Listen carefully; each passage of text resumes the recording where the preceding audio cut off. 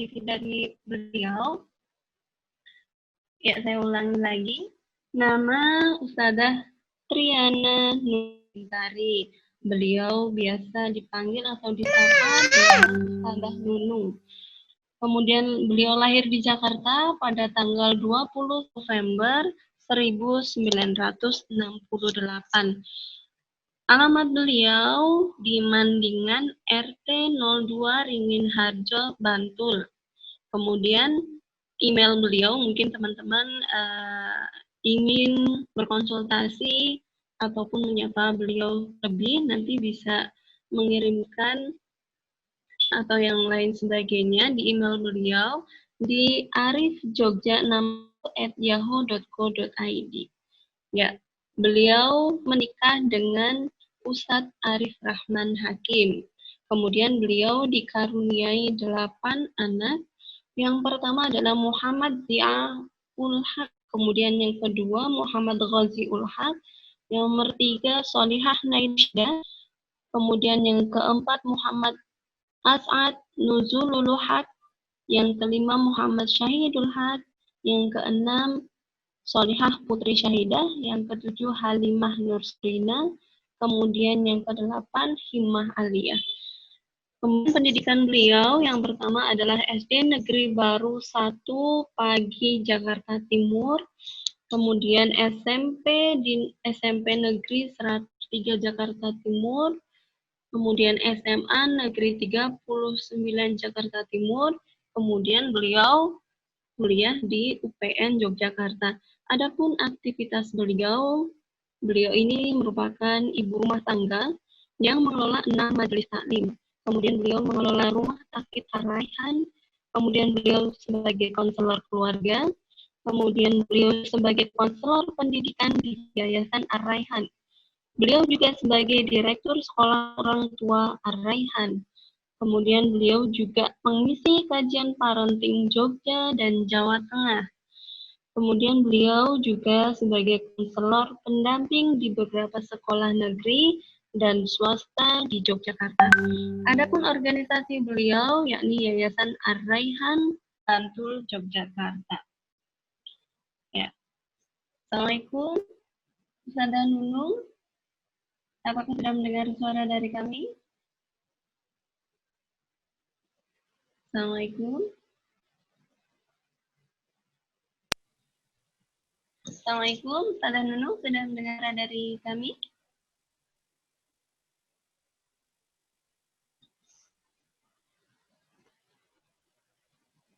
Iya, mohon maaf ini Ustadzah suaranya belum terdengar. Mohon maaf, Ustadzah suaranya belum terdengar. Bisa dibantu?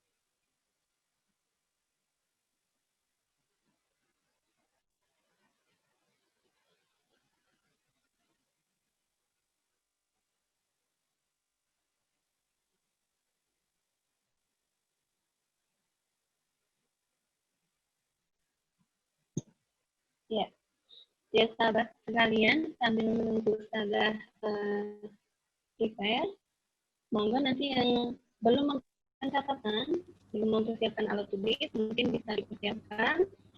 Nanti ketika ada materi-materi yang penting mungkin yang tidak tersampaikan nanti di slide, nanti bisa kita catat, ya.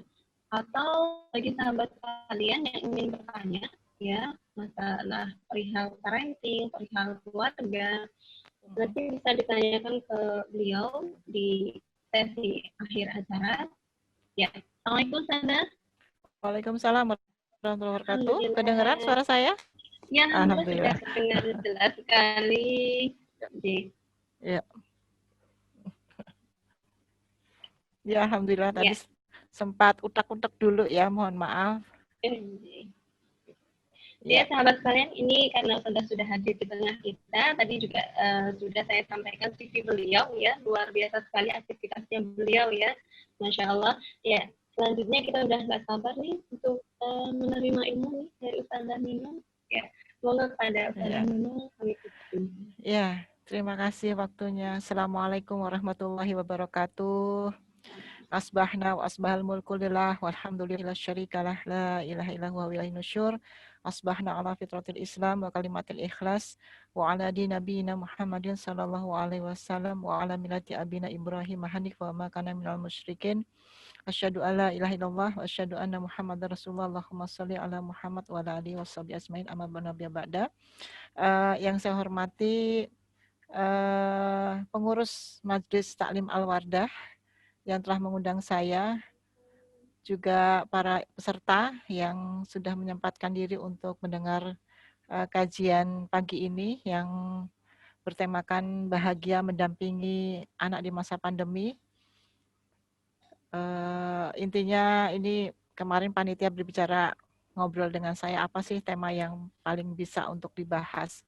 Dan alhamdulillah ketemu materinya tentang yang sedang sangat banyak dikeluhkan oleh orang tua ya, tentang bagaimana ini sudah berjalan 6 bulan sebetulnya ya, sudah 6 bulan dan anak di rumah, tidak ke sekolah sama sekali, kalaupun ke sekolah hanya sekali-sekali itu pun dengan satu aturan yang luar biasa. Ibu juga di rumah, bapak juga mungkin ada yang di rumah, ada yang tidak.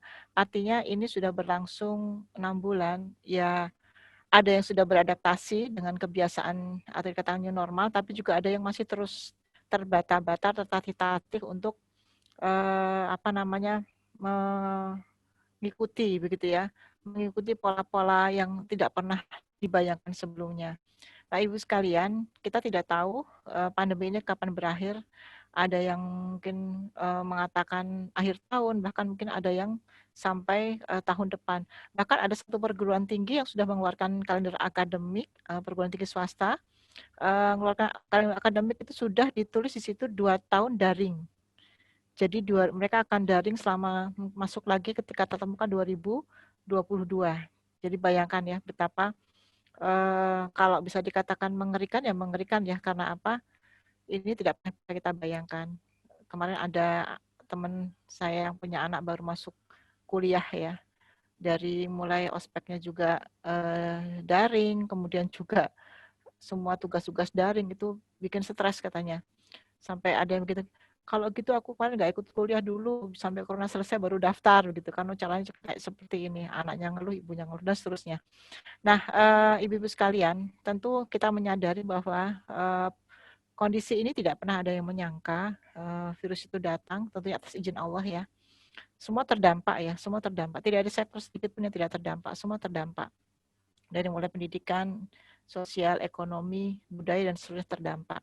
Cuma di sini bedanya ada yang bisa nerima, ada yang tidak. Kalau yang tidak ini ya mungkin seterusnya akan terus banyak menyalahkan pihak luar begitu, entah yang jelas pasti virus ini yang sering disalahkan ya. Kasihan nih virus corona ya, diomongkan oleh orang seluruh dunia. Ada yang kemudian bisa menerima kemudian menyesuaikan. Nah, sekarang ibu-ibu yang hadir di sini termasuk yang bisa menyesuaikan, agak bisa menyesuaikan, atau mungkin justru semakin ke depan, semakin bulan bertambah, semakin sulit begitu ya. Mudah-mudahan kalau Umi sih berharap ya kita semua dalam posisi siap begitu. Artinya Allah tentukan apa, kita siap. Allah menggariskan apa, kita siap seperti itu. Dan kalau Umi di dunia pendidikan karena di yayasan ya, itu merasakan sekali bagaimana stresnya para guru yang harus mengajar dari yang tiba-tiba harus melek melek secara informasi, melek secara sosial media dan seterusnya. Mereka harus belajar dan itu belajarnya itu seperti dipaksa dan dikejar-kejar ya. Dan kemudian juga mungkin orang tua yang pasti ya, itu juga penyesuaiannya juga yang paling terdampak adalah orang tua dalam sisi pendidikan. Karena apa? Yang biasanya anak sekolah diantar pagi, pulang tinggal jemput begitu. Tapi ternyata sekarang ini anak diantar, dijemputnya tidak ada. Adanya ada di rumah, membangunkan tidur pagi sambil menghantarkan tidur ketika mereka malam. Bahkan dikatakan kadang-kadang sampai bisa dikatakan ini bukan lagi half day, tapi full day. Ya, full banget gitu ya, dari pagi sampai pagi lagi. Nah, Umi akan bahas tentang bagaimana supaya kita bisa santai gitu ya, bisa menyaman bersama corona, bisa kemudian tetap melanjutkan, bahkan kalau bisa malah produktif begitu. Tidak kemudian terlena sampai akhirnya nggak bisa apa-apa. Dan jadi juga bayangkan di UMI ini yayasan itu menanggung 200 karyawan dan juga ada 1.500-an murid, ada guru dan kayaknya sekitar 200-an ya, belum lagi staf yayasan yang jumlahnya hampir sekitar 20-an orang. Itu harus tetap digaji, harus tetap makan, harus tetap beraktivitas itu ya. Padahal dari sisi income pemasukan itu jauh berkurang ya. Ini malah jadi curhat ya. Yang paling terdampak itu sekolah swasta yang paling terdampak karena sumber dari pemasukan adalah dari keuangan dari para murid. Ya, kita langsung bahas saja ya tentang bagaimana supaya kita stres dan santai begitu. Tapi yang pasti kita akan coba buka hati kita untuk bersahabat menerima keadaan yang ya memang harus kita hadapi begitu. Kita akan bahas pertama adalah tentang bagaimana kalau kita pada posisi satu ya. Contohnya adalah tidak semua keluarga ideal bisa mendampingi anak-anak di rumah. Jadi ada ibu bekerja, ayah bekerja, ibu di rumah, ayah bekerja, atau dua-duanya di rumah. Nah, inilah penanganan yang berbeda satu keluarga dengan keluarga yang lain. Artinya dalam kita membahas ini, kita harus lihat masing-masing tipe keluarga seperti apa. Kalau keluarganya kerja semua, ternyata dalam walaupun berlaku work from home, tapi ternyata juga sudah dijadwalkan banyak yang sudah masuk. Nah, ketika sudah banyak yang masuk, artinya kan ada di antara kita yang harus masuk kerja, suami juga masuk kerja. Artinya anak dengan siapa? Padahal itu kita tinggal mungkin selama kita bekerja dari jam 7 mungkin sampai jam 5 sore. Nah, ini juga jadi problem. Sejak awal memang ketika kita masih awal-awal pandemi masih bisa di rumah ya karena semua bekerja dari rumah. Tapi begitu sudah ada perintah dari atasan kita masuk, itu sudah berpikir anak dengan siapa. Apalagi sekarang kemudian ada daring, belajar, guru membagi tugas jam berapa, dikumpulkan jam berapa. Itu kalau ibu bekerja sangat sulit. Walaupun kemudian nanti ada kesempatan untuk mengerjakannya sampai malam atau besok. Yang stres ini gurunya juga. Jadi ada guru yang wali murid yang mengirim tugas itu, laporannya tuh jam 12 malam gitu ya, padahal guru sudah ter gitu ya. Ya ini seperti itu ya. Adalah yang kemudian pernah saya ikut ada acara gitu, ada Bu izin Bu sebentar saya pulang, ini anak saya telepon, Mama aku nggak bisa ngerjain ini bagaimana, dia pulang sebentar balik lagi gitu, aduh repot banget Bu kalau kayak gini caranya. Nah, ini kalau orang tua berkegiatan yang harus keluar memang harus ada orang yang bisa membantu di rumah untuk pendampingan daring ya, karena kalau tidak tentunya anak-anak kita akan menjadi sulit ya, merasa ditinggalkan, merasa tidak didamping walaupun sudah kita kasih rambu-rambu nanti kalau ada gini, kalau nggak bisa nggak apa-apa nanti tunggu mama pulang dan seterusnya. Bagi tugas ya, kadang ada yang bapaknya lebih lapang di rumah, yang wira swasta mungkin ibunya bekerja, bapaknya kerja di rumah bisa dengan ayahnya. Kalau kemudian dua-duanya di rumah asik juga ya, saling berbagi. Kadang-kadang juga bisa siang, bisa juga malam. Artinya santai saja bahwa semua terlibat, tapi dengan syarat bahwa ada komunikasi yang baik ketika di awal kita berbagi tugas. Jadi kalau matematika sama IPA sama mama gitu ya. Kalau yang urusan bikin media, bikin apa sama ayah ya. Itu aja. Jadi pembagian antara suami dan istri itu idealnya ya. Pasti ada yang tidak ideal. Apa yang tidak ideal? Suami tidak mendukung, suami menyerahkan semua pada ibunya. Nah, biasanya yang bikin awal untuk adanya pemicu stres adalah ketika tidak lancarnya pembagian tugas peran antara ayah dan ibu. Di sini saya kasih poin nomor 1 ya, pembagian peran karena ini adalah yang utama. Kalau ini tidak lancar maka akan seterusnya akan jadi berat. Tetapi juga ada solusinya juga, misalnya sudah sama sekali suami tidak mau bantu, cuek banget gitu ya. Tidak apa-apa, tangani sendiri saja. Kita tangani sendiri aja, kita bismillah lah, walaupun ayahnya nggak mau bantu, tapi tidak apa-apa, insya Allah saya bisa mengatasi sendiri. Itu pada posisi tidak ideal. Posisi idealnya adalah tadi ya, saling berbagi. Kedua, ini juga yang penting ya Ibu sekalian, ini saya pengalaman waktu anak-anak masih kecil dulu, saya tidak sekolahkan di sekolah formal, anak-anak nomor 1, 2, 3, dan 4 waktu itu. Saya homeschooling dulu, homeschooling tapi hanya untuk tingkat PAUD. Jadi tidak saya masukkan TK sampai mereka berusia masuk SD. Begitu SD saya buat half homeschooling, jadi dua waktu. Yang pertama, homeschooling. Jadi sebenarnya anaknya sedang homeschooling ya, dan gurunya siapa adalah orang tuanya. Yang terpenting adalah yang poin kedua adalah membuat jadwal, Ibu-ibu, jadwal harian. Ini penting sekali karena kalau tidak terjadwal itu anak akan ya bermain, belajar itu jadi tidak jelas. Kapan bermainnya, kapan belajarnya, kapan jajannya, kapan bercandanya itu enggak jelas.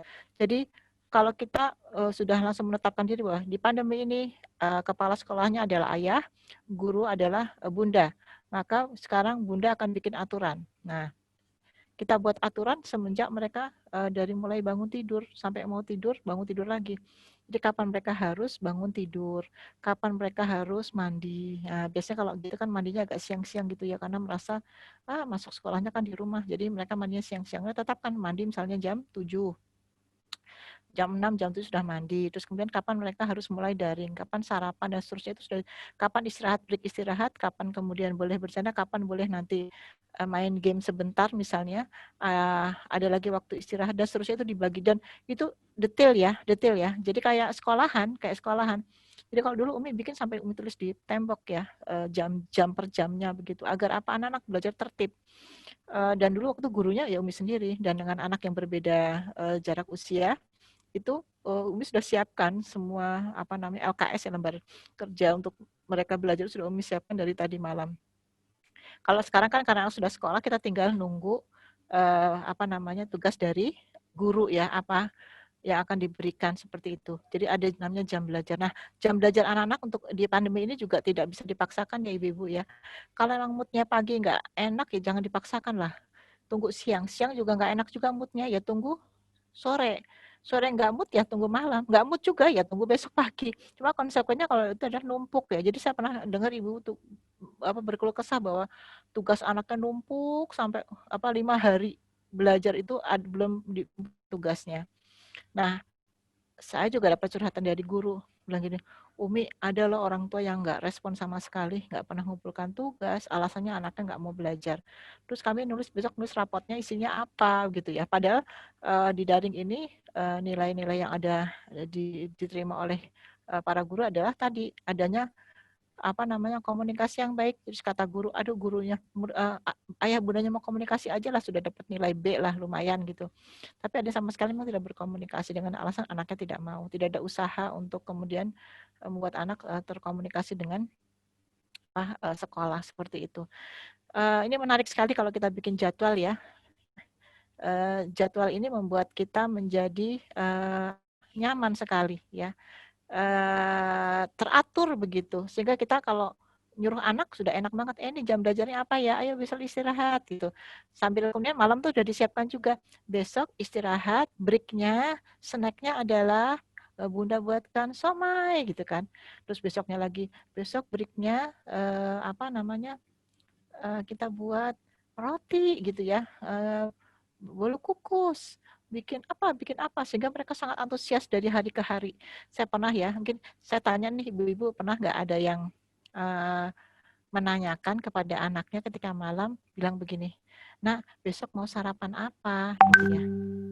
Ada nggak menanyakan begitu? Jadi setiap malam itu salah satu pengantar tidurnya adalah menanyakan kepada anaknya besok mau sarapan apa gitu ya. Dan itu ternyata ada seorang seorang mahasiswi yang cerita pada saya, aduh saya paling terkenang dengan mama adalah waktu kami kecil selalu ditanyakan kalau malam mesti tanyakan mau makan apa besok pagi.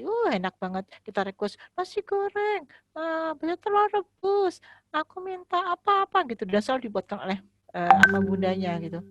Saya tidak tahu apakah kita juga kalau saya tidak sempat ya, kalau misalnya sarapan ya apa yang ada di kulkas, apa yang itu di masa hari itu, nggak pakai request ya. Jadi saya cukup terkesan ya dengan si anak ini, artinya wah ini ibunya luar biasa ya, bisa dicontoh tuh ya para bunda ya untuk mendekatkan hubungan antara anak dan kita tuh dengan salah satu adalah break time di waktu belajar daring adalah snack-snack yang sudah di request dulu. Jadi anak-anak senang begitu.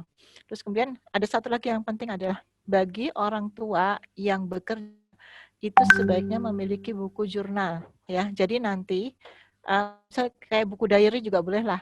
Setiap anak itu dikasih buku diary, nanti mereka di kewajiban menulis apa saja yang dilakukan. Udah dibuat jadwalnya, berjalan atau tidak, suruh tulis di situ. Nanti ketika kita pulang kerja atau ketika kita sudah waktunya sudah nyaman, mungkin habis sisa begitu, kita periksa nih ya tiap buku anak kita apa saja yang dilakukan. Kalau nggak diisi semua berarti dia tidak tertib. Kalau diisi sedikit-sedikit kita tanyakan, loh kok tadi kamu nggak ngerjakan ini kenapa sebabnya? Jadi kita tahu apa yang dilakukan anak kita. Ini sudah ada yang dilakukan begitu. Ya, anak tuh malah senang ya. Jadi anak belajar menulis gitu. Tadi aku mengerjakan pekerjaan loh Bunda, terus tapi aku capek, aku istirahat dulu. Jadi dia bercerita keadaan keseharian itu lewat buku itu dan nanti bundanya membacanya di malam hari. Dan itu bisa jadi evaluasi bundanya. Oh ternyata kalau kita kasih waktu jam belajar terlalu panjang, anak akan cepat jenuh dan seterusnya. Ini mengasihkan kalau bagi saya ya. Bagi saya itu mengatur anak di rumah dengan jadwal seperti saya mengasihkan sekali. Kita jadi punya kreativitas untuk membuat hari-hari anak itu menjadi menyenangkan. Baik ibu bekerja maupun tidak bekerja ya. Ibu bekerja kita rancang di malam hari, udah disiapkan. Saya dulu pernah sampai jam 1 dini hari loh ibu-ibu bikin media untuk pembelajaran besok pagi anak saya. Karena saya harus berangkat jam 8 pagi sedangkan anak di rumah, saya bikin sampai jam 1 dini hari itu bikin pakai tangan sendiri gitu ya. Bikin apa? Nah, makin malam ternyata imajinasinya makin bagus gitu ya. Jadi wah makin semangat gitu. Besok pagi saya sudah bilang, ini tugas hari ini, nanti dikerjakan ya gitu. Anak-anak suka sekali ya. Silahkan kita buat coba untuk bikin jadwal harian, membuat anak kita justru akan berlatih tertib ya, berarti tertib. Sama seperti ketika kita mengajarkan anak ketika mereka sekolah seperti biasa, bangun jam berapa, pulang jam berapa, apa harus dilakukan. Karena saya khawatir dengan pandemi ini jadi tidak disiplin gitu. Bangun seenaknya, mandi seenaknya dan seterusnya. Kemudian yang berikutnya adalah gunakan tadi membagi tugas antara ayah dan ibu. Next mungkin screen-nya. Yang berikutnya adalah, nah ini penting sekali, mempersiapkan tambahan untuk kuota internet ya. Tapi ini katanya sih dari pemerintah sudah dibagi ya, dari guru dapat, murid dapat. Nanti bisa ceklah di sekolah masing-masing ya, karena ada saran di Kementerian Pendidikan untuk bantuan akses kuota ini untuk internet agar anak diberi kuota ya, lumayan itu bisa membantu. Ada yang sudah dapat belum ya, tapi itu biasanya nanti yang terawasi ya, berapa habisnya, berapa digunakannya terawasi. Ini akan meringankan bagi ibu-ibu yang cukup berat kalau punya anak lebih dari satu ya. Pusing ya Bu ya, punya anak lebih dari satu. Anak TK ada, SD ada, SMP ada. Kalau SMA mungkin sudah bisa mandiri, SMP, SD sama TK itu masih harus didampingi.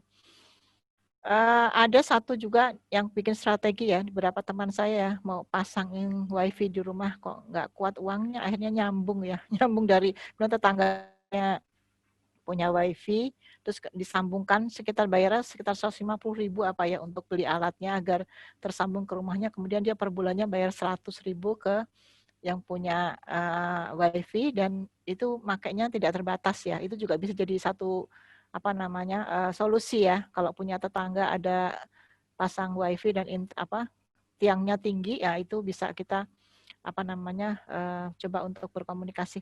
Karena orang sudah pada maklum sih ya, kalau sekarang ini di samping kebutuhan pokoknya adalah makanan beras ya, sekarang adalah kuota ya. Jadi kalau sekarang makanan penduduk Indonesia yang pokok apa ya, sembako. Sekarang ada tambah satu lagi, adalah kuota ya, karena sekarang kuota ini menjadi salah satu yang sangat dibutuhkan untuk keberadaan, baik untuk belajar, bekerja, bersosialisasi dan seterusnya, termasuk ngaji ya.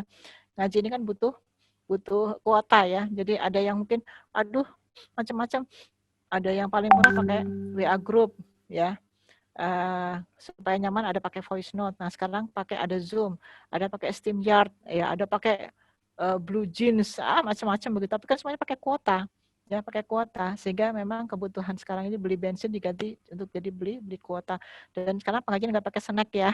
Nah, uang snacknya diganti untuk beli kuota. Jadi pengajian pagi sekarang nggak pakai snack nih ibu-ibu. Kita ngaji sekarang nggak pakai snack nih, kadang-kadang ngajinya di Zoom. Berikutnya adalah gunakan materi bahan ajar gratis ya. Jadi di sini banyak sekali situs pendidikan, seperti anak saya kemarin juga minta ikut Kuiper School ya. Jadi saya tuh nggak tahu itu apa, karena dia sudah SMA, dia tahu sendiri. Umi aku butuh tambahan, nggak bisa kalau hanya belajar dari sekolah. Apa mau ikut apa? Mau ruang guru? Nggak mau, dia nggak mau ruang guru. Dia pakai Kuiper School, jadi kayaknya ya bayar berapa tuh nggak begitu mahal sih. Atau kemudian yang disajikan oleh Kementerian Pendidikan tentang situs-situs pendidikan yang mungkin bisa diakses ya. Karena memang harus kreatif ya. Kalau tidak itu memang nggak kaya nanti kalau hanya mengandalkan tugas dari guru. Padahal satu mata pelajaran itu bisa sangat banyak ya sumber informasinya. Jadi kita bisa untuk membuat variasi kepada anak kita untuk mencari situs-situs yang memberikan informasi tentang pendidikan. Berikutnya ada ini manfaatkan screen time dengan baik ya. Screen time itu kan biasanya kayak bonus ya, bonus kepada anak-anak kita. Jadi kalau sudah lama begitu ya, ada istirahat, boleh nggak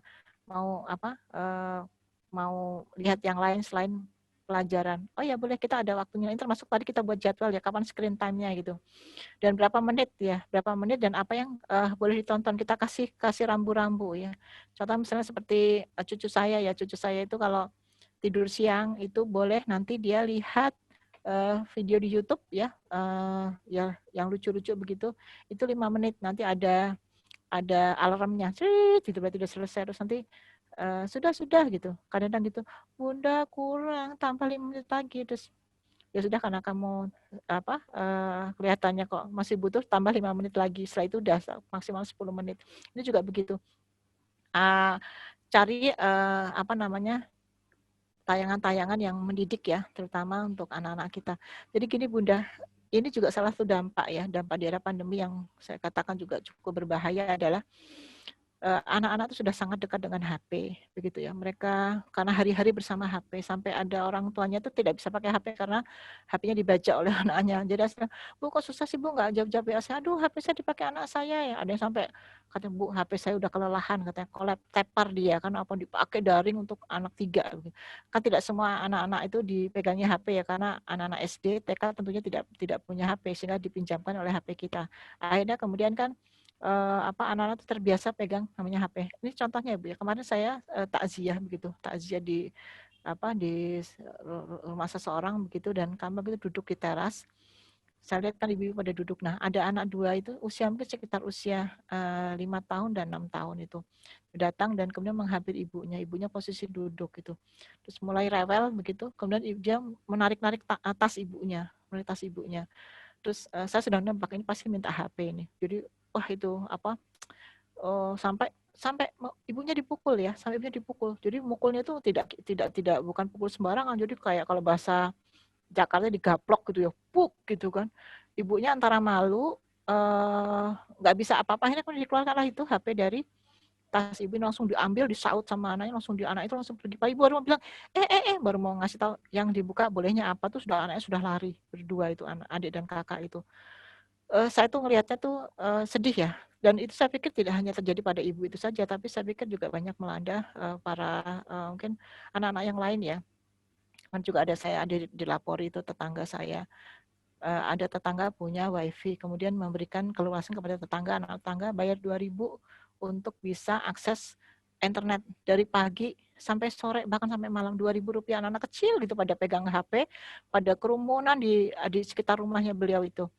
Dan kemudian teman saya itu liwat, nggak sengaja lah itu nengok begitu apa yang dilihat oleh anak-anak tersebut. Ternyata yang dilihat adalah sesuatu yang sangat luar biasa ya.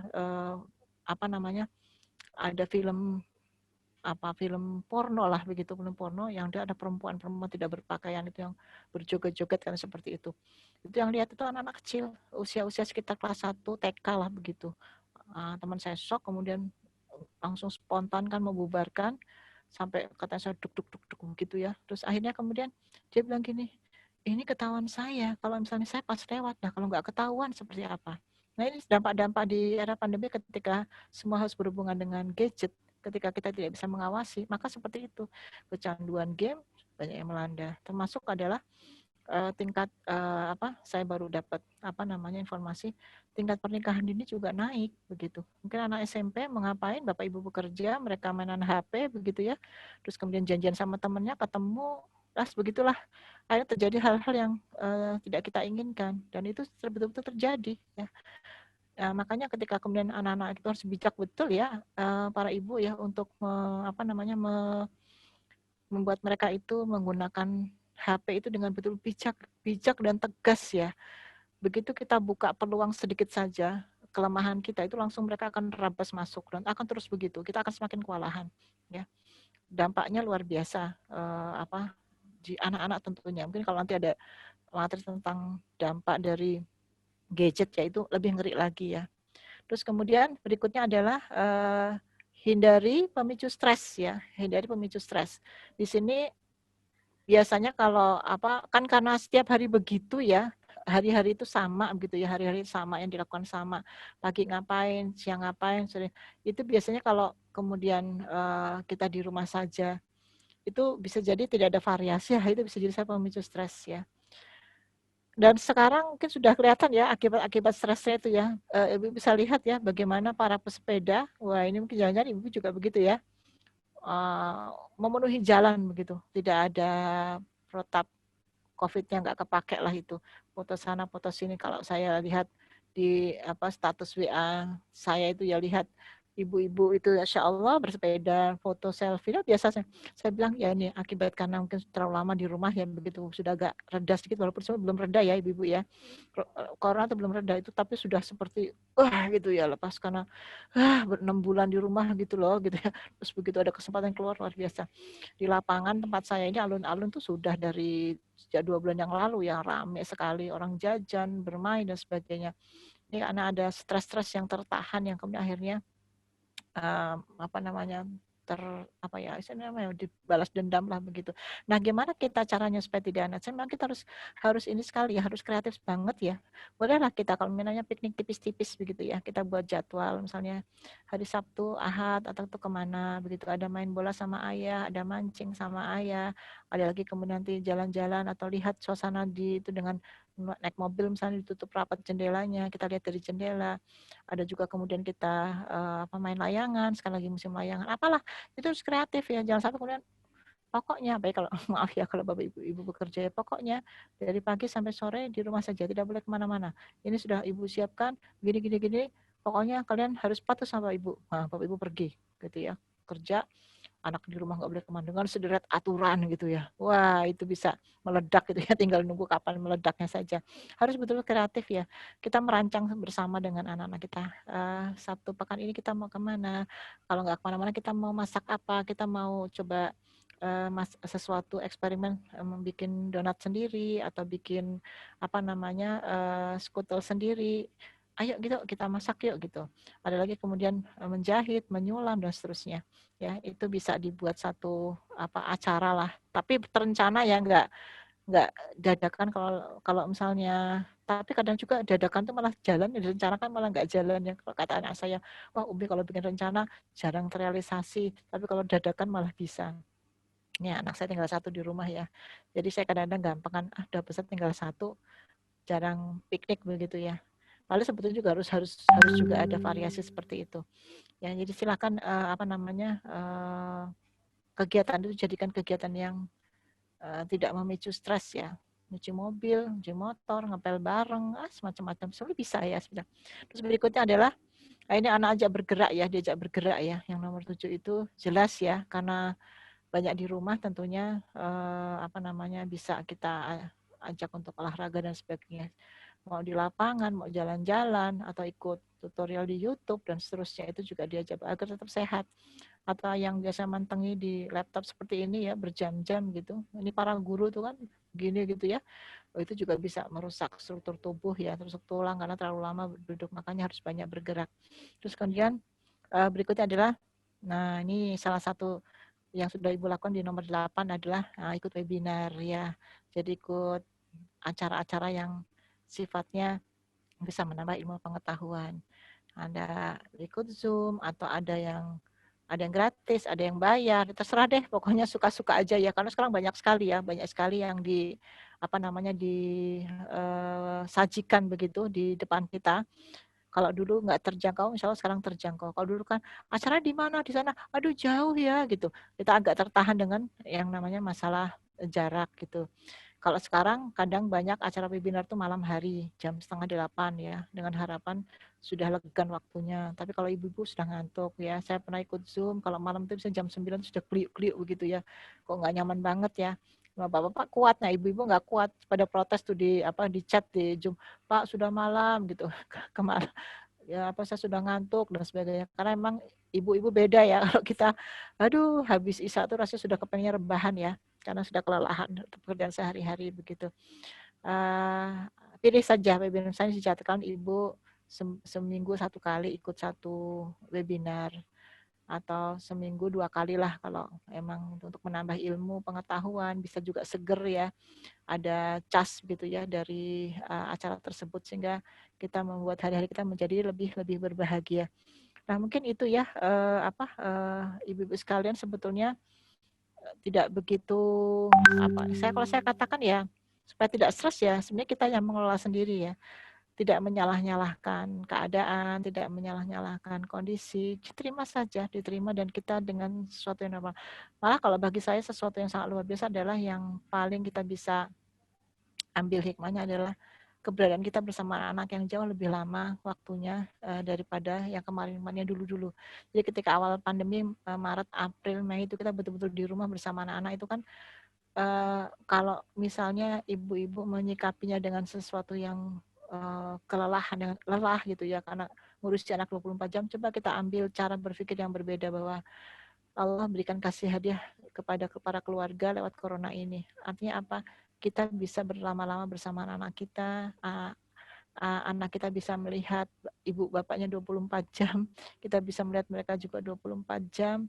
Sesuatu yang sulit kita adakan kalau tidak ada corona, betul tidak? Ya, kalau ada nggak ada corona kan mungkin kita hanya pas weekend saja, tapi kalau ada corona bisa setiap hari, itu disyukuri betul itu. Dan kita nanti ini generasi corona ini ya, kan nanti rapot corona gitu ya, ujiannya ujian corona, terus semua adalah edisi corona. Tahsin yang mungkin saya adakan juga, tahnin online itu juga edisi corona ternyata juga tidak bisa maksimal, karena tahsin itu kan harus melihat mulut berhadapan dengan ustazah, walaupun pakai video call tidak mantap gitu ya. Akhirnya saya beranikan untuk ada offline-nya 1 kali seperti itu, untuk ngecek ya selama online itu apakah pelajaran itu bisa diterima dengan baik ya. Artinya apa? Ya sudahlah, kita terima ya. Terima, kemudian kita coba untuk terus beradaptasi dengan kondisi ini, dan jangan terus bertanya kapan sih selesainya gitu. Kok lama banget corona gitu. Kita tidak tahu, bahkan para ahli pun tidak tahu selesainya kapan. Bisa jadi mungkin akhir tahun, atau bisa jadi mungkin nanti bisa 2 tahun dan seterusnya. Sehingga ya sudah, diterima saja, dan ini bagian dari takdir Allah. Tinggal kita mensiasati gimana caranya agar hidup tetap berlanjut, anak-anak tetap bahagia, suami istri juga bahagia. Jangan sampai kemudian justru yang ada efek-efek negatif ya. Efek negatifnya itu apa? Satu, justru hubungan suami istri jadi tidak baik. Karena apa? Bertemu terus gitu ya. Bertemu terus itu, setiap hari ketemu gitu. Itu lama-lama ketika tidak dikelola dengan baik, akhirnya menjadi stres. Stres dengan stres ketemu nih, akhirnya apa? Menjadi sesuatu yang malah negatif. Di Jawa Barat ya, itu yang tingkat perceraiannya tinggi sekali ya akibat pandemi ini. Bahkan sampai antri untuk ngambil formulir pengajuan perceraian di pengadilan agama, sampai antrinya banyak sekali. Itu dampaknya ada seperti itu. Tapi juga ada dampak juga, itu yang dampak negatif ya. Dampak negatif itu ada tingkat perceraian. Kemudian adalah tadi ya masalah gadget tadi ya, anak-anak yang terpapar pornografi juga bisa grafiknya naik, kecanduan game juga grafiknya naik ya. Terus juga anak-anak yang justru tidak teratur hidupnya, karena tidak diatur juga oleh orang tuanya, karena orang tua juga merasa kalau katakan libur kan libur, sebetulnya libur lama ini ya, 6 bulan loh, belum pernah terjadi loh libur sepanjang lama. Walaupun kita ini nggak libur, kita nih sekolah di rumah, tapi kan tetap beda ya, tetap suasananya di rumah seperti libur. Sehingga libur lama sekali itu juga ada dampak-dampak yang bisa terjadi pada kita kalau kita tidak mensiasati dengan baik. Terus ada dampak lagi yang masalah tadi, yang pornografi, porno aksi, kemudian game ya, ini juga perlu diwaspadai, karena sangat mungkin itu terjadi pada anak-anak kita, karena dekatnya hubungan mereka dengan HP itu kan dekat banget ya, bisa seminggu bisa sampai 5 5 hari ya, 5 kali mereka harus berhubungan dengan HP seperti itu. Tapi dampak positifnya juga banyak ya, ada kedekatan yang sangat luar biasa. Kita bisa lihat sesungguhnya anak kita seperti apa sih. Karena bisa jadi ketika mereka masa sekolah kita tahunya baik-baik saja karena pertemuannya kan tidak lama. Mereka kalau anak-anaknya yang di full day school kan anak-anak itu berangkat pagi pulang sore, malam sudah tinggal makan ya, sholat maghrib, belajar, tidur, besok pagi sudah pergi lagi, sehingga kita tidak bisa melihat anak-anak kita seperti apa. Tapi ketika sekarang ini kita bisa lihat, oh anak saya banyak punya kekurangan, oh ternyata dia tuh belum mandiri untuk soal ini ya, oh dia belum mandiri soal yang itu ya. Kalau kayak gini, alhamdulillah saya jadi tahu ternyata anak saya belum. Karena ada kejadian begini, ketika ada seorang ibu yang shock begitu ya di telepon waktu itu pernah telepon saya, jadi sudah agak lama itu. Tapi saya masih ingat karena itu kejadian luar biasa. Saya ditelepon sekitar jam 7 pagi lah, jam 7 pagi itu nangis tuh di telepon itu. Saya bilang, ada apa ibu? Ada apa? Coba ibu tenang dulu gitu. Ibu, saya tidak menyangka anak saya habis menemukan HP-nya ketinggalan dan ternyata isinya itu percakapan porno begitu antara dia dan pacarnya itu SMP kelas 2. Saya nggak percaya dengan ini karena anak saya itu kalau di rumah itu baik, pendiam, solih, manis gitu ya. Seperti itu. Ternyata anak itu sudah ada janji, chat terakhir adalah janjian untuk ML ya. Jadi berhubungan dengan pacarnya itu. Pakai ada kata lagi berarti sebelumnya sudah pernah itu. Ibunya ya sampai hampir pingsan ya seperti itu. Nah, ini yang karena taunya ya anaknya baik-baik saja, padahal ketika itu kan taunya pagi diantar, terus kemudian sore pulang, kita ketemu hanya malam juga sudah pada posisi sama-sama kelelahan, tidak terbaca. Tapi dengan pandemi ini kita bisa membaca seperti apa anak kita, seberapa jauh keberhasilan kita mendidik anak-anak kita bisa di pandemi ini. Ya, apakah anak kita sudah mandiri di usia 7 tahun, 8 tahun, apakah masih selalu merepotkan ya, atau ada sudah mandiri, itu bisa jadi ukuran. Jadi kalau saya lebih mengambil banyak sisi positifnya untuk pandemi ini ya. Saya juga merasakan luar biasa ini. Ada break sebentar gitu ya. Betul-betul break di rumah. Tidak ngisi kajian kemana-mana. Terus berkutat dengan keluarga. Alhamdulillah justru mungkin tilawahnya tambah banyak. Gitu, baca bukunya tambah banyak. Aktivitas komunikasi dengan suami anak juga semakin lebih baik. Itu malah enak sih. Kalau dampak yang saya rasakan negatif ya mungkin seputar ya jadi kurang piknik gitu aja ya, kurang piknik karena kalau pengennya sih kesana kemari silaturahim kesana, tapi dibatasi dengan pandemi ini. Tapi saya pikir hanya waktu saja, tinggal ditunda. Mungkin begitu ya ibu-ibu sekalian, pemaparan materi dari saya semoga bermanfaat.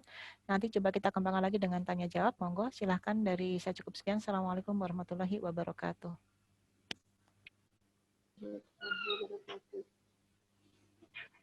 Ya, Masya Allah, menarik sekali ya materinya untuk pagi hari ini. Nah, ini nampaknya juga sudah ini ya, Ustadzah, sudah banyak nih yang pengen tanya langsung ke Ustadzah. Mungkin sahabat sekalian, jamaah yang mungkin punya pengalaman unik dalam memberkami anak-anak selama pandemi ini, atau problem-problem tertentu yang mungkin ingin dikonsultasikan, ingin di-sharekan di forum ini, dan mudah-mudahan itu bisa menjadi pelajaran bagi kita semua yang ada di sini ya. Monggo, silahkan kami buka sesi tanya jawabnya. Ya, silakan Bunda yang mau bertanya atau kita mau diskusi. Iya, ini di chat sudah ada dari Ibu Listiva ya. Monggo Ibu Listiva, silakan dinyalakan mic-nya jika ingin bertanya.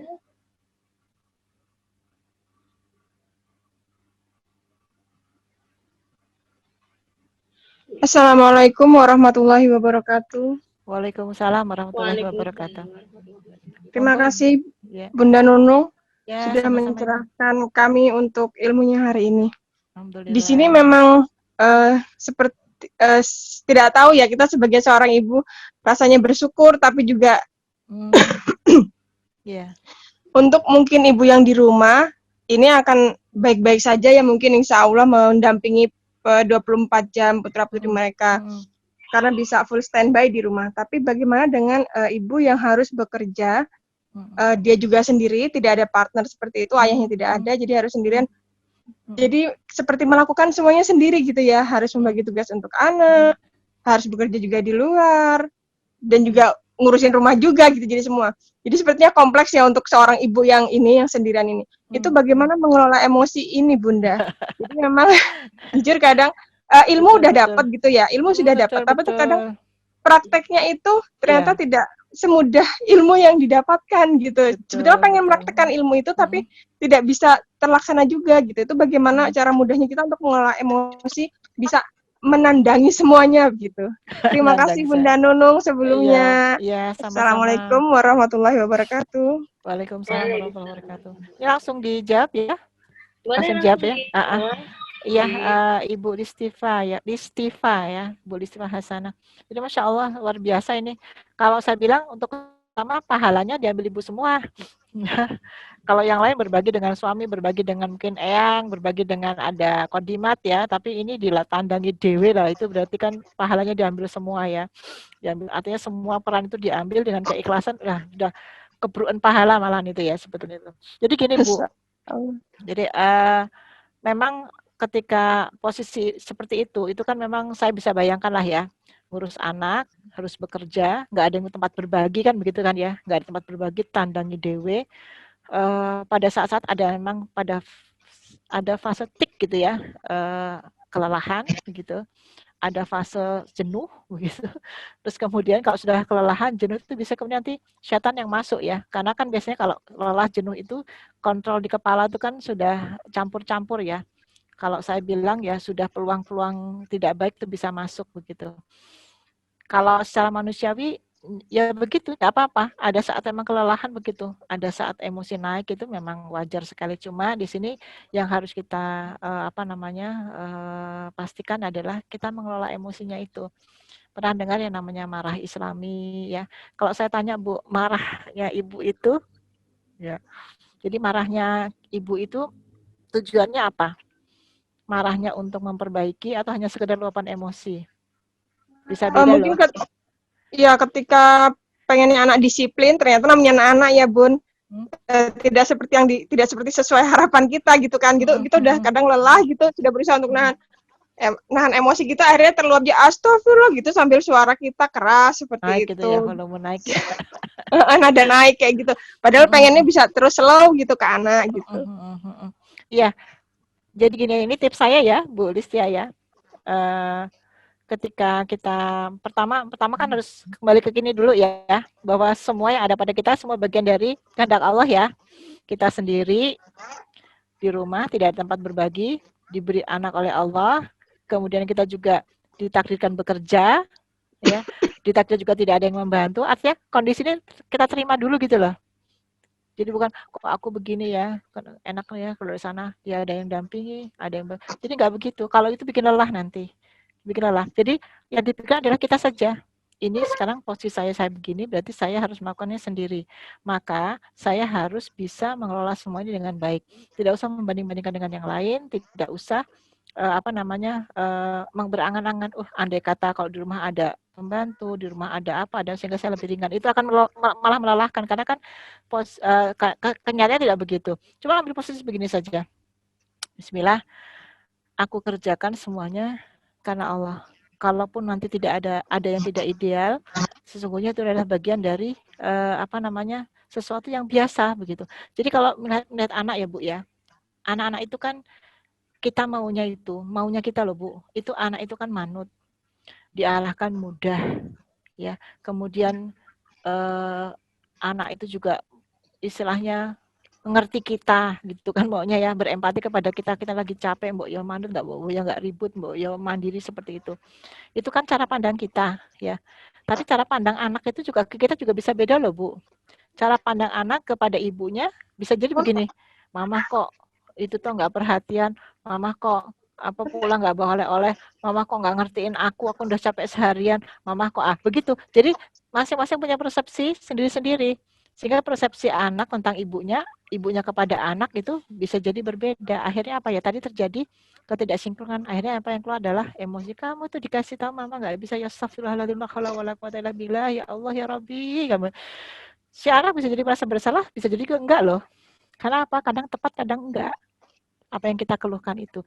Nah, ada baiknya memang karena saya katakan ini kan situasi tidak normal. Kalau sudah tidak normal, maka kemudian tidak ada yang bisa jadi ideal. Misalnya contohnya, mengerjakan pekerjaan rumah, ya harusnya selesai jam sekian. Bisa jadi kemudian tidak tuntas. Kalau saya lebih kepada yang penting dia mengerjakan. Saya tanya bu guru ya, bu guru-guru di sekolah, itu nanti nilai pekerjaan anak gimana? Tugas-tugas yang dikirim itu. Mereka yakin bahwa itu juga banyak ada bantuan. Jadi saya tanya ya Bu, ini betul ya? Kata guru-guru, hasil pekerjaan di rumah yang mereka berikan di rumah itu yang ketika dikembalikan hasilnya bagus-bagus, nilainya 100 gitu. Bagus-bagus begitu. Artinya sebetulnya ini kan bukan murni pekerjaan anak. Sampai kemarin waktu PTS kemarin ya, jadi penilaian tengah semester itu kan sampai dikasih rambu-rambu, dikasih di pengumuman pakai WhatsApp. Diharapkan Bapak dan Ibu tidak membantu memberikan jawaban kepada anak-anak agar anak-anak bisa menjawab dengan jujur. Sampai begitu guru di sekolah itu. Ini mendapatkan hasil yang murni, tapi tidak bisa atau tidak bisa. Maka apapun yang dikerjakan anak kita pada situasi seperti ini betul kondisi tidak ideal. Jadi kita ada permakluman, tapi juga permakluman yang tetap ada koridor, ada target ya. Maksud saya agar ibu tidak gitu ya, kok nggak sesuai dengan apa mau saya ya, seperti itu. Dan ibu-ibu sekalian, cara yang paling nyaman ya untuk kita mengendalikan emosi kita adalah begitu sudah pada puncaknya kita ingin marah atau lelah begitu, ya kita tarik nafas dulu. Astagfirullahaladzim. Jadi istighfarnya itu betul-betul sekuat tenaga ini. Saya kemarin baru dapat tips Bu dari seorang ustazah ya. Ini bisa mungkin bisa dipakai nih ya. Bisa dilaksanakan itu ya. Sebelum selesai adzan subuh terdengar itu sudah selesai istighfar lebih dari 100 kali. Kemudian kalau bisa sudah selesai tilawah di pagi hari. Jadi sebelum subuh itu semua sudah selesai. Tilawah sudah selesai, zikir sudah selesai. Sehingga ibu punya energi untuk menyelesaikan hari itu dengan baik. Ya, jadi hari-hari itu bisa berlangsung dengan baik. Kalaupun ada kesalahan tidak terlalu fatal begitu. Karena ibu punya energi positif sejak dibangun, sejak dari pagi hari. Ya, energi dengan istighfar, energi dengan tilawah, energi dengan sholat malam, energi dengan banyak mohon kepada Allah agar dimudahkan dari segala kesulitan pada hari itu. Jadi energinya tiap hari seperti itu. Insya Allah ibu mau praktek Bu. Ya, kalau teman saya sampai 1000 loh Bu beristighfarin. Ada deh gerakan baru ya, one day 1000 zikir, 1000 istighfar. One day 1000 istighfar. Itu ada satu lagi ya ada one day one juz. Kalau ini one day 1000 istighfar. Jadi sehari 1000 kali. Terus saya tanya, apa ini efeknya gitu? Oh, Masya Allah Bu katanya. Efeknya itu sungguh sangat luar biasa bagi kami. Ada yang merasakan dimudahkan segala urusan, ada yang diberi kesabaran, seperti itu. Ini salah satu ini saja jadi cara untuk mengendalikan emosi kita ketika kita dihadapkan pada hal-hal yang tidak sesuai dengan apa yang kita kehendaki. Ya Bu Listia ya, coba berlatih untuk mengendalikan diri untuk nyaman bahwa kemarin ini kan lagi pandemi lah. Mungkin memang keadaannya seperti ini sehingga saya harus lebih bersabar lagi gitu. Baik, Bunda, ya. Terima kasih. Iya, sama-sama. Ada lagi yang mau bertanya? Ya, boleh. Mungkin ada lagi yang mau bertanya dari sahabat kalian. Diperbolehkan.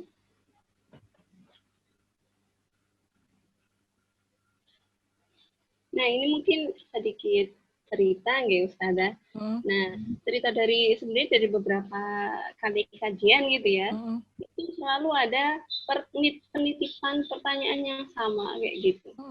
Jadi kalau saya melihatnya kok gini, kok gitu kayak gitu. Banyak sekali yang kemudian merasa dengan pandemi ini timbul banyak masalahnya, sebenarnya tidak lain halnya dengan Bu Listia tadi. Kok jadi gini, akhirnya manajemen waktunya sudah nggak karuan, akhirnya emosinya nggak karuan, akhirnya semuanya kemudian terdampak. Nah, ini mungkin Ustazah punya tips khusus gitu ya, bahwasanya ketika pandemi ini ya, sebenarnya kan ibu-ibu ini nggak ngalamin sendirian gitu ya, banyak temennya kok kayak gitu. Nah, ini bagaimana ini tipsnya Ustazah biar secara emosi ini ibu-ibu tetap harusnya malah lebih baik ya secara emosional. Kalau karena saya melihatnya malah banyak waktu dengan anak-anak, banyak waktu untuk tilawah kayak gitu ya. Terus kemudian tetap manajemen waktunya itu berjalan dengan baik meskipun tidak seideal sebelumnya. Jadi mungkin tips-tips dari Ustazah ini seperti apa? Iya, tadi betul ya. Kalau banyak keluhan yang mengeluh tidak hanya satu orang ya, banyak sekali. Ibu bisa bayangkan ya, yang terdampak itu luar biasa. Sampai di sekolah saya itu ada namanya, ada orang tua berdonasi. Jadi bayar SPP penuh, dia masih bayarin orang tua yang lain. Saking banyaknya tidak bisa bayar SPP. Jadi kalau jumlah murid kami ada sekitar 1.600, itu yang bisa bayar itu hanya 50%. Ya. Yang lainnya itu laporannya ada yang di PHK, ya ada yang dirumahkan, ya tanpa gaji, cuti tanpa jaminan dari kantor, ada yang kemarin itu adalah dagangannya betul-betul turun omsetnya sampai dikatakan 90% gitu. Semualah terdampak lah. Artinya kalau kita merasakan kena dampak, ya tadi betul, yang kena dampak itu banyak ya. Cuma tadi itu kita mengambil karena saya pikir tidak ada Allah itu berikan sesuatu tanpa solusi. Nah, solusi sebenarnya kita dari kita sendiri, mau kita apakan. Kalau kita terus mengeluh, sedih gitu ya, itu ya akan berkepanjangan. Tapi kalau kemudian kita mencari sisi positif yang lain, insya Allah itu akan ada juga. Saya sempat di rumah saja itu kan sekitar 2 bulan ya. 2 bulan itu tidak boleh beraktivitas, memang tutup, kantor tutup, semua tidak boleh. Waktu awal-awal pandemi itu ya, di rumah itu awalnya ya jenuh begitu ya, awalnya jenuh ya. Tapi kemudian kita buat jadwal gitu, ada targetnya, target menghafal, target membaca, itu jadi malah justru kayak hari itu malah berkurang, maksudnya kurang banyak gitu waktunya ya di rumah. Terus begitu sudah masuk itu juga tidak nyaman karena harus pakai masker, itu kan juga rasanya tidak nyaman ya pakai masker itu ya. Ada yang bilang hidung saya tambah pesek katanya karena ditekan oleh masker itu ya, dia harus pakai masker. Tapi ya emang harus pakai karena masker itu bagian dari adab ya. Adab artinya kan kita melindungi kita sendiri, juga melindungi orang lain. Jadi kalau ada orang tidak pakai masker, dia tidak paham tentang bagaimana dia menghargai orang lain ya, menyelamatkan orang lain seperti itu. Nah, hal-hal yang kita tidak nyaman itu kita buat sebagai sesuatu yang memang adalah hal yang ya bisa dikatakan pengorbanan, juga bisa kita jadikan sebagai sebuah wasilah kita untuk menjadi orang yang bersabar. Ini latihan sabarnya luar biasa loh di pandemi ini. Semuanya harus sabar ya, dari mulai pemasukan yang berkurang, tetapi kita jauh tetap bisa bersyukur.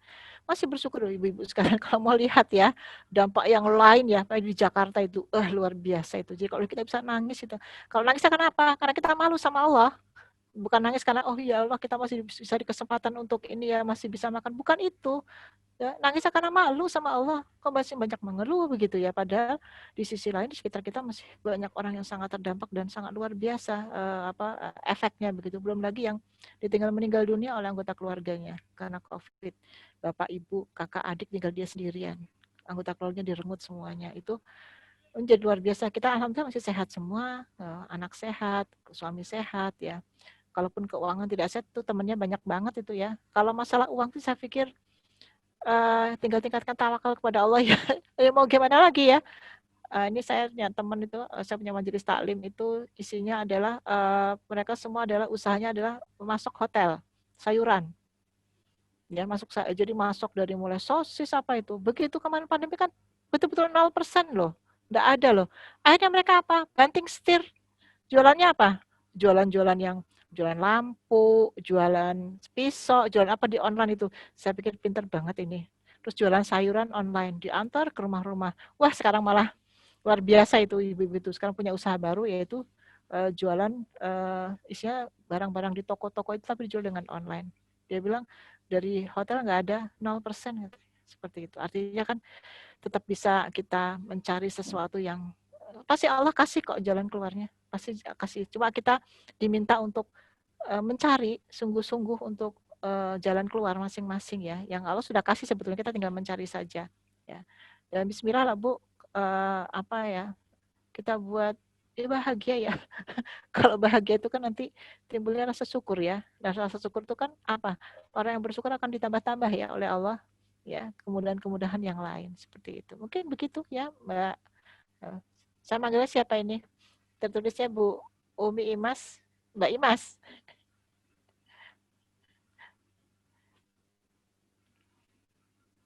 Silakan kalau ada yang lain. Di chat ada ustazah itu, mungkin bisa dibaca. 11.8. Oh ya. Di chat.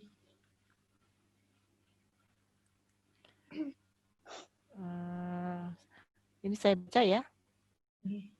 Assalamualaikum warahmatullahi wabarakatuh. Bagaimana cara membagi waktu jika level usia anak-anak berbeda antara PAUD, SD, SMP, walaupun sudah dibuat jadwal tetap bertumpuk rebutan perhatian dan pendampingan.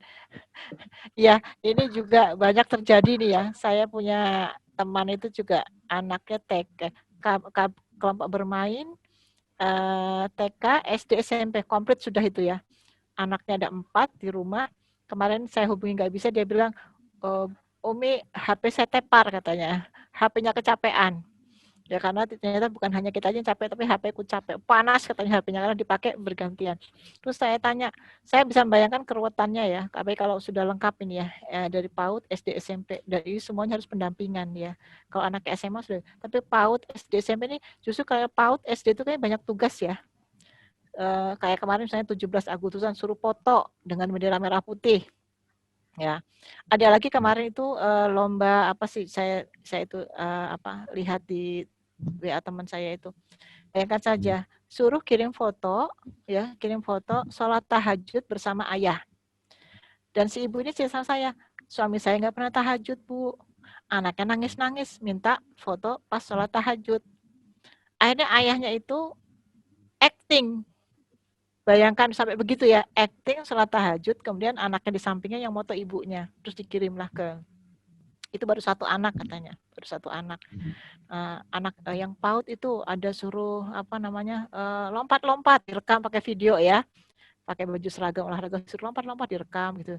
Saya bisa bayangkan Bu, kalau tugas semuanya begitu. Nah, kalau saya pikir gini, ini bocoran dari para guru ya, sesungguhnya kalau hasilnya baik tidak itu tidak jadi ukuran. Kalau sekarang ukuran adalah partisipasi, artinya komunikasi. Misalnya kirimkan tugas, walaupun nanti tertunda 2 hari, nggak apa-apa gitu ya. Bu, maaf anak saya ada 3, nggak bisa ini kalau sekarang, bisa ya ditunda. Asal ada komunikasi itu nggak apa-apa.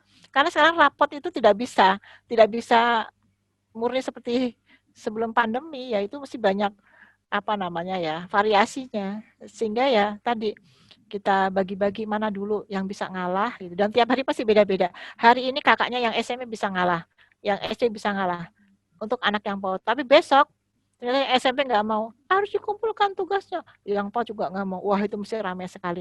Nah, ini solusinya tadi ada bisa berbagi tugas dengan suami ya, atau mungkin dengan omnya, ada dengan tantenya, ya menggunakan seluruh SDM yang ada di rumah tersebut untuk membantu begitu. Karena memang kalau misalnya saya nggak ada pembantu Umi, suami juga sibuk banget, ya sudah diterima aja. Kerepotan, kreditnya itu dinikmati gitu loh Bu. Dinikmati ya, saya pernah ngalami soalnya itu ya, walaupun mungkin bukan di pandemi ya, anak saya kecil-kecil jaraknya setahun, semuanya minta didampingi PR, semuanya ingin belajar tuh kan, sampai saya ditubruk dari belakang, aku dulu Mi, aku tarik sana tarik sini. Saya bilang gini, iya sabar satu-satu, enggak mau aku dulu, ya sudah begitu sampai akhirnya juga tidak selesai juga, akhirnya ada yang nangis, ada yang apa, akhirnya kemudian selesainya karena mereka sudah ngantuk ya sudah enggak apa-apa, itu peristiwa dinikmati saja karena itu tidak akan berlangsung lama. Itu saat yang dirindukan loh Bu. Kita dirapoti anak tuh sangat dirindukan. Seperti sekarang kan saya sudah besar-besar, sudah pada berkeluarga begitu, ada yang udah jauh lah, tinggal 1 anak itu. Saya rindu loh suasana kayak gitu. Suasana direpoti anak tuh rindu banget ya. Jadi jangan dikira kerepotan sekarang itu akan menjadi sesuatu yang sangat buruk, tidak. Itu sudah ada saat-saat di mana kita bersama anak, direpoti anak, dan itulah gunanya kita jadi orang tua, direpoti anak. Nanti itu akan jadi dirindukan. Targetnya nggak usah tinggi-tinggi, turunkan level targetnya Bu. Ya misalnya ngurusi 3 anak, HP panas, belum masak gitu kan. Aduh, gitu kan gimana gitu kan. Oke, karena ini repot banget, semua ada tugas, sudah deh nggak masak lah. Bunda kita beli aja ya, atau kita goreng tempe aja, nggak usah lengkap-lengkap menunya. Kan begitu. Begitu besok nggak ada tugas, kita masak yang enak. Ya, dicari ininya lah, cari kalau bahasa Jawanya ya, selahnya. Seperti itu. Kalau nggak bisa, udah semua tugas nggak selesai, semuanya nangis, ya udah Bu ikut nangis aja. Ikut nangis bareng-bareng, aduh ya Allah ini nggak selesai juga gitu. Terus nanti anak malah pendiam ya kalau ibunya nangis, loh kok Bunda nangis gitu. Habis ini kok kalian rebutan kayak gini, Bunda kan nggak bisa ngerjakan, ya udah Bunda kita bisa aja. Dan ingat Bu, tidak harus ya, maksudnya gini, harus selesai, harus hari ini. Nanti gimana kalau enggak gitu. Guru itu senang ketika sudah ada feedback. Ya. kasih tugas kita kirim, bisa sekarang, bisa nanti, bisa besok. Ada kok yang rapelan seminggu gitu ya. Ada guru bilang, Bu ada nih Bu saya terima rapelan seminggu ya. Kalau kayak gitu agak membebani guru ya, karena guru tuh jadi banyak banget. Tetapi ya keadaannya kan memang begitu. Nikmati aja, dinikmati Bu, rebutannya dinikmati, tangisnya juga dinikmati. Insya Allah nggak lama nanti yang SD akan jadi SMP, yang SMP jadi SMA, yang SMA jadi kuliah gitu. Cepat sekali waktu akan berlalu. Ya Bu ya, saya tuh merindukan loh Bu diributi anak-anak loh. Ditarik sana tarik sini, aku bunda aku nggak bisa, itu dirindukan itu, bayangkan lah. Ya, jadi saya pikir ya sudah dinikmati saja karena memang kita tidak bisa keluar dari situasi ini karena akan begitu terus ya. Tinggal kita bagaimana mensiasati untuk menangannya dengan lapang, dengan bahagia, dibuat nyaman begitu ya. Bahwa ini adalah memang harus dihadapi, tidak apa-apa. Bismillah, pasti bisa gitu. Insya Allah bisa. Mungkin gitu ya Bu ya. Di sini kemudian ada lagi. Misalnya Pak Ustazah, anak saya usia 10 bulan, masih bayi ya.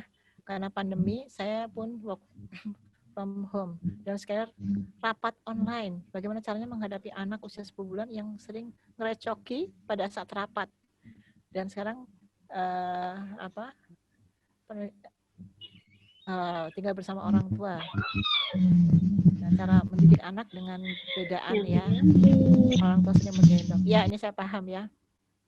Tinggal bersama orang tua, bersama kakek neneknya, 10 bulan itu hitungnya masih bayi ya. Kalau ngerecoki ketika Zoom, rapat, ya enggak apa-apa ya. Yang Zoom juga kan maklum ya. Oh, itu lagi punya bayi, begitu. Minta lagi besok Zoom-nya di waktu-waktu tidur anak gitu ya. Atau Zoom-nya itu sudah di atas jam 8 malam, kalau memang penting banget. Bisalah Zoom itu diatur ya. Terus kemudian kalau misalnya Zoom-nya harus sudah ketetapan dari sana jam berapa, kita bisa kerjasama dengan orang di rumah. Misalnya nanti ini seperti saya nih ya, saya sudah ada jadwal Zoom sepekan ke depan, saya Zoom-nya hari apa hari ada. Saya sudah bilang ada Zoom, misalnya Sabtu ada malam, ada Ahad ada pagi, Senin ada pagi, Selasa itu ada jadwalnya, sehingga semua anggota rumah tahu bahwa pada hari itu saya ada agenda. Nah, Ibu juga demikian, memberitahu kepada, apalagi tinggal di rumah bersama orang tua ya. Kita ada Zoom, kita minta bantuan mereka untuk membantu mengkondisikan anak-anak agar kita bisa konsentrasi di rapat. Tapi rapat online juga kadang bisa disambi ya. Bisa disambi kan, mudah-mudah. Ini juga bunda ngaji juga ada yang pakai daster nggak nih ya? Ada yang pakai daster, ada yang santai, ada yang sambil disambi masak gitu kan. Kan lebih santai gitu ya kalau online begitu. Sehingga sebenarnya kalau anak ngerecok itu ya sebetulnya bisa aja sambil digendong. Kalau kita Zoom-nya pakai HP ya, itu bisa sambil lebih fleksibel kita bawa ke sana kemari begitu. Yang penting kan kita dengarkan apa percakapan di rapat tersebut, kan kita kasih masukan juga bisa begitu. Itu kalau tipenya bisa nyambi-nyambi, emang ada tipenya nggak bisa nyambi ya, harus fokus begitu ya. Akhirnya butuh bantuan dari orang lain. Nah kemudian di sini karena bersama dengan kakek dan nenek, salah satu kesukaan, saya kan juga kakek, saya juga nenek ya, itu ketika kita punya cucu itu maunya ya menyayang-nyayangi cucu itu ya kayak gitu. Nah, di sini masalahnya ada satu kebiasaan dari kakek nenek kalau mau bobo ini tuh digendong, padahal ibunya terbiasa hanya ngeloni saja, sehingga kemudian jadi terbiasa menggendong, kita jadi repot karena terbiasa digendong. Ada lagi tuh yang kebiasaannya luar biasa, jadi kalau dulang itu sama Mbah Hakung Bahut itu tumpak kayak motor mubeng dulang itu sampai habis. Kadang mau nidurkan tuh digendong pakai motor sama Mbah Hakung putar begitu. Kita ngelihatnya ya Allah, ini nanti nggak ada Kak Agung sama Uti, seperti apa ini nanti cara nidurkan anak, masa saya mubeng pakai motor begitu ya. Nah ini kan perlunya dikomunikasikan saja ya. Kalau pertama ya Bu ya, mohon maaf kalau kita bisa tahu bahwa nenek kakek dimanapun dia berada itu adalah memang ingin memberikan yang terbaik untuk cucunya, bukan anaknya tapi cucunya. Gimana caranya, kan kayak mau nostalgia gitu loh, nostalgia waktu-waktu masih kita punya anak kecil. Saya juga begitu, kalau suka pengen mangkuk-mangkuk, gendong-gendong gitu ya. Padahal kata anak saya, Umi jangan digendong gitu, dia udah bisa jalan sendiri. Oh pengen gendong kok gitu, seperti itu. Maklum banget, ingin nostalgia gitu, punya anak kecil lagi waktu seperti yang dulu. Cuma kalau misalnya sampai pada titik menyulitkan, memang harus ada komunikasi ya, mana yang bisa ditoleransi, mana yang tidak, karena tentu kelak nanti akan kalau misalnya di tinggal bersamanya agak lama ya, atau setahun 2 atau 3 tahun tuh perlu komunikasi yang baik itu, kalau tidak pola asuh bisa bercampur ya, maunya kita A, kakek nenek mau B, itu jadi agak rumit itu nanti ya. Sebaiknya memang harus dibicarakan sejak awal, kita yang pegang kendali, kita punya aturan. Tapi kalau kita bekerja, mereka tinggal sama orang tua, ya harus banyak maklum itu, karena apa? Kita nggak bisa apa-apa ya. Dan orang tua mengatakan, lah kamu nyambut gawe iso ngomong, ya tak ngomong, tak ngomong ya sesuai dengan apa yang saya bisa. Itu juga jadi sulit itu. Maka jalan keluarnya biasanya kalau wanita bekerja itu adalah disekolahkan di sekolah full day school ya, sehingga dari pagi sampai sore ada ditangani oleh para ustadzah, kemudian kita pulang jemput, terus kita pulang. Itu yang second opinion yang aman gitu. Tapi kalau untuk sekarang nggak bisa ya, di rumah sama Mbak Uti, Mbak Hakong, Ibu dan Ayah. Tinggal berempat ini harus saling memahami ya, harus saling bekerja sama. Karena memang kalau tidak bekerja sama satu atap ya, tidak harus ada yang melapangkan kayak layangan ya, tarik ulur, jangan sampai menyakiti ayah dan ibu ya, Bu ya. Saya kan nenek ya, jadi kadang kalau gitu menantu saya agak gitu rasanya tuh kan, inilah perasaan yang tidak nyaman. Makanya harus ya dengan kakak dan nenek seperti itu. Mungkin itu Umi Imas jawaban dari Umi. Sepertinya yang di chat sudah habis ya. Iya. Barangkali dari sahabat sekalian masih ada yang ingin menyampaikan pertanyaan atau mungkin ingin berbagi kisah-kisah inspiratif ini selama mendampingi anak-anak. Jadi kondisinya sama ya, mungkin dengan sahabat sekalian saya juga mendampingi 3 anak gitu. Wah, ya. Iya. Dan saya biasanya kalau di awal itu saya sudah izin sama Bu Guru, mohon maaf nanti tugasnya saya rapat. Kurang lebih seperti itu. Kadang saya juga setor tugas itu di hari Kamis atau hari Jumat, apalagi untuk video-video ya. Kalau pelajaran olahraga anak-anak itu kan setiap sepekan sekali bikin video. Kurang lebih seperti itu. Jadi ya kita bikin enak aja. Kalau saya sih kayak gitu ya, Bu ya. Iya betul. Enak aja lah. Itu mungkin dari sahabat sekalian ada yang ingin berbagi cerita gitu ya. Mungkin saya nggak kebayang gitu yang sampai mendampingi putra-putrinya mungkin yang lebih dari 3, ada 4, 5 kayak gitu. Barangkali ada yang ingin berbagi kisahnya, sangat diperbolehkan di sini.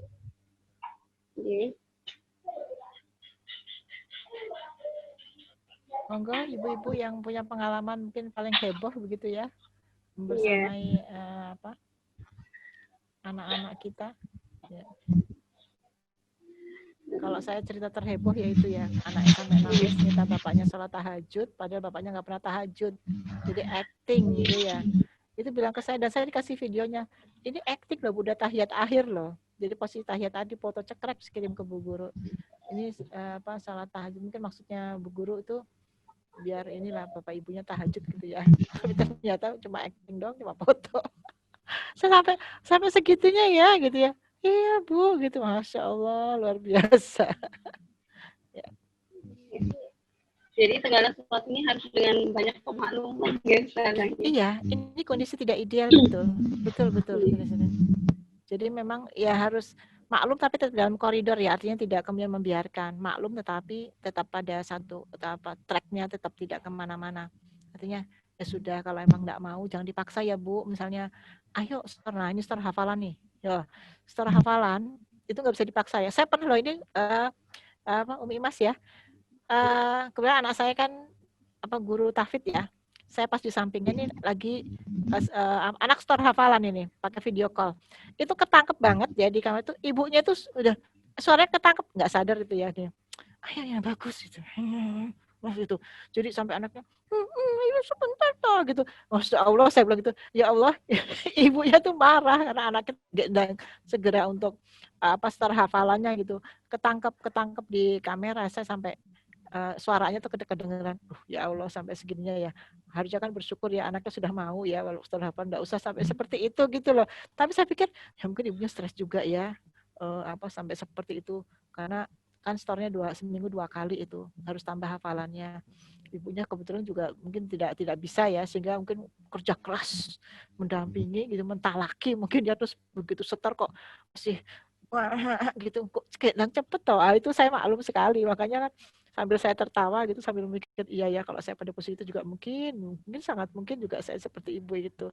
Tapi kalau misalnya mau ideal kan kok gitu ya sama anaknya ya gitu kan, kalau mau dia wah anaknya harusnya sabar gitu, itu kondisi ideal loh. Kondisi ideal mungkin begitu Mbak Iman. Setelah hafalan juga jadi masalah itu ya. Iya, Masya Allah sekali ya. Jadi benar-benar saya juga ini ya merasakan kalau bagi saya pribadi itu kan yang terpenting adalah bagaimana menyelamatkan hati-hati anak-anak gitu ya. Apalagi kalau pas masa belajar kayak gini, saya sendiri tidak punya skill untuk mengajar gitu ya. Menerangkan pelajaran matematika dan lain sebagainya itu saya nggak punya ilmunya. Tapi bagaimana menyelamatkan mereka jatuh asik kayak gitu. Saya pernah gitu ya. Jadi ini sekedar sharing pengalaman ya benar sekalian ya. Saya pernah waktu itu ditagih untuk setoran pelajaran matematika gitu. Sementara saya beberapa kali dibantu suami menjelaskan ke anak saya itu agak ini ya, karena mungkin pelajarannya tidak begitu dia suka gitu ya. Jadi harus pelan-pelan sekali sampai saya ditagih sama gurunya itu sudah pekan lalu ya. Cuma bagaimana ya ini karena si anak belum mau mengerjakan, ya sudah mohon makluman kalau saya seperti itu. Nah, saya pikir semua guru juga ini ya akan ada pemakluman gitu ya, karena semua orang tua juga tidak punya skill yang sama untuk mengajar, apalagi anak-anak juga tidak memiliki tingkat pemahaman yang sama dengan yang lain kayak gitu ya.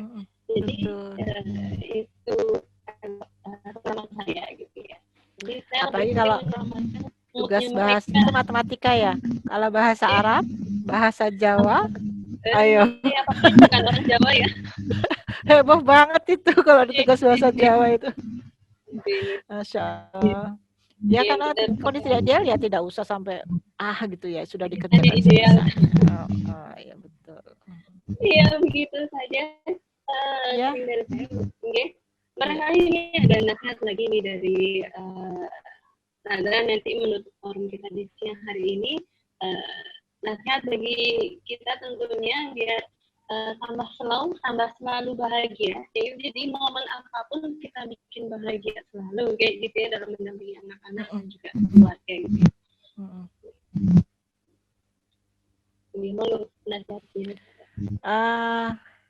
Para bunda-bunda ini ya yang masih setia mendengarkan sampai nanti acara berakhir, mungkin kalau pesan Umi gini ya, energi seorang ibu tetap ya dalam kondisi apapun energi itu sama, yaitu apa? Takwa kepada Allah Subhanahu wa taala. Jadi yang harus ditingkatkan itu bukannya skill bagaimana menangani anak-anak secara teknis, tapi juga adalah mendekatkan diri kepada Allah, itu nomor 1. Semakin kita dekat dengan Allah, maka akan semakin lembut hati kita. Semakin lembut hati kita akan semakin mudah kita menghadapi masalah-masalah yang ada pada kita, karena kita tidak akan pernah lepas daripada masalah. Jadi kan kuncinya itu diperbanyak Bu, tambahan amal solihnya ya. Biasakan punya amal soleh yang teratur begitu. Misalnya ibu bangun jam 3, apa yang dilakukan? Sholat malam ada sholat taubat, berzikir, kemudian bersedekah sebelum subuh. Masukkan ke dalam kaleng, bismillah. Kalengnya mungkin ada 2 apa 3. 1 buat umroh haji, 1 buat anak yatim ya, 1 buat janda misalnya kayak gitu. Ada 3 kaleng tuh ditulis. Mungkin diisi 5.000. Kita punya amal-amal andalan. Nah, itu yang harus dimiliki oleh para ibu-ibu sekalian. Jadi jangan dikira, wah dia pinter banget yang ngelola anak-anak, dia pinter. Bukan itu. Dia pinter karena memang salahnya adalah ada pasukan ruhnya yang baik sehingga ngelola emosinya bagus. Kemudian anak-anak juga menjadi lembut hatinya. Karena apa? Karena pancaran kita juga lembut. Anak itu kan bereaksi karena ada aksi ya. Aksi reaksi. Kalau aksi ibunya, pancaran ruhiyahnya nggak kena, anak juga demikian. Jangan berharap anak kita cinta Quran kalau orang tua tidak mencintai Al-Quran. Jangan berharap anak kita sholatnya rajin atau mungkin dia khusus sholatnya kalau kita orang tua tidak berusaha. Jadi memang semuanya akan kembali ke kita dulu. Saya kuncinya itu ya. Kuncinya adalah lebih kepada membangun hubungan kedekatan kepada Allah jauh lebih dari yang kemarin-kemarin. Dan itu terus jadi satu amalan yang terus kontinu sampai nanti Allah menjemput kita. Pegang kata-kata saya ini ya. Kalau ruhiyahnya mantap, insya Allah ya segala sesuatu yang ada pada kita itu akan kita bisa selesaikan.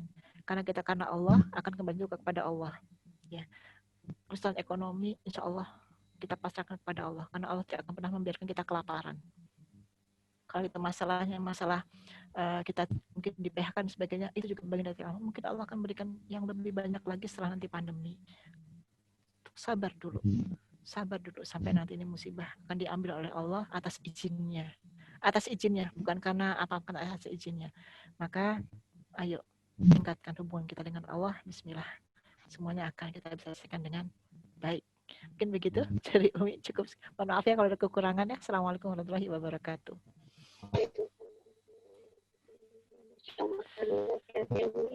Jadi apa namanya, bahwasanya Allah itu nggak akan pernah membiarkan kita itu selamanya berpuasa gitu. Jadi kalau sekarang kita harus puasa emosi kita mungkin harus puasa mungkin rezeki kita dan yang lain sebagainya. Ada satu masanya, ada satu waktu di mana kita akan berbuka. Kita akan bagaimana halnya ketika kita berbuka, kita akan mendapatkan sebuah kenikmatan gitu. Jadi ketika saat ini mungkin kita merasa amat sulit, sempit, susah, itu ada masanya gitu. Semua akan Allah ambil dengan izinnya dan akan ada kebahagiaan yang akan kita dapati. Itu saja dari sahabat sekalian yang sudah mau memasuki adzan zuhur. Kami juga mengucapkan terima kasih ini sama-sama atas ilmunya, Masya Allah. Mudah-mudahan di lain kesempatan kita bisa berjumpa kembali meskipun tidak di majelis offline, tetap di majelis online kita ya. Sahabat sekalian, Masya Allah, berbagai informasi tentang kajian akan kami share di grup WhatsApp yang ada di Majelis Al-Wadah 1, Majelis Al-Wadah 2, dan Majelis Al-Wadah 3. Sahabat sekalian yang belum follow akun Instagram kami, nanti bisa memfollow di @majelis Al-Wadah ya. Jadi sekian dari kami, kita tutup majelis kita di siang hari ini dengan bersama-sama membaca hamdalah dan doa kafaratul majlis. Alhamdulillah.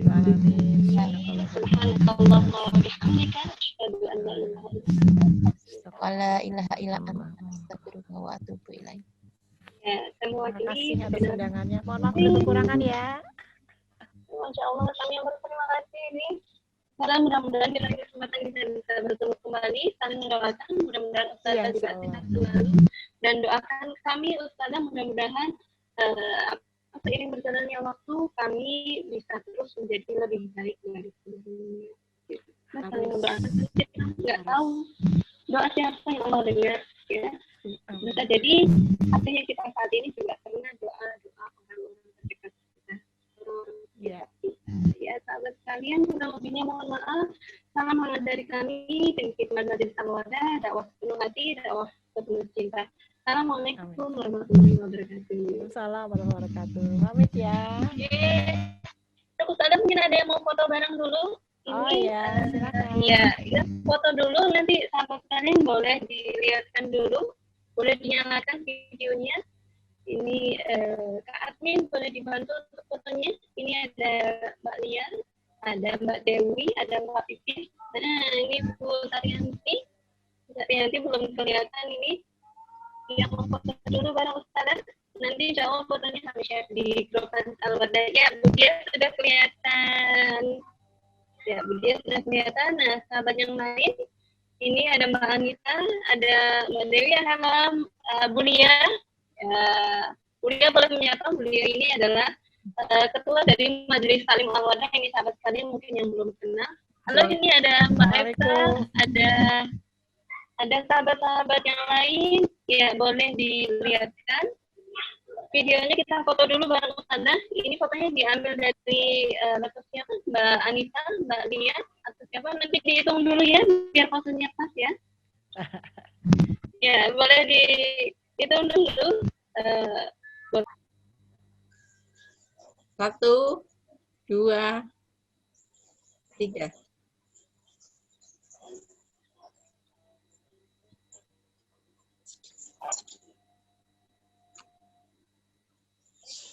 fotonya di grup Majelis Al-Wardah, sahabat kalian.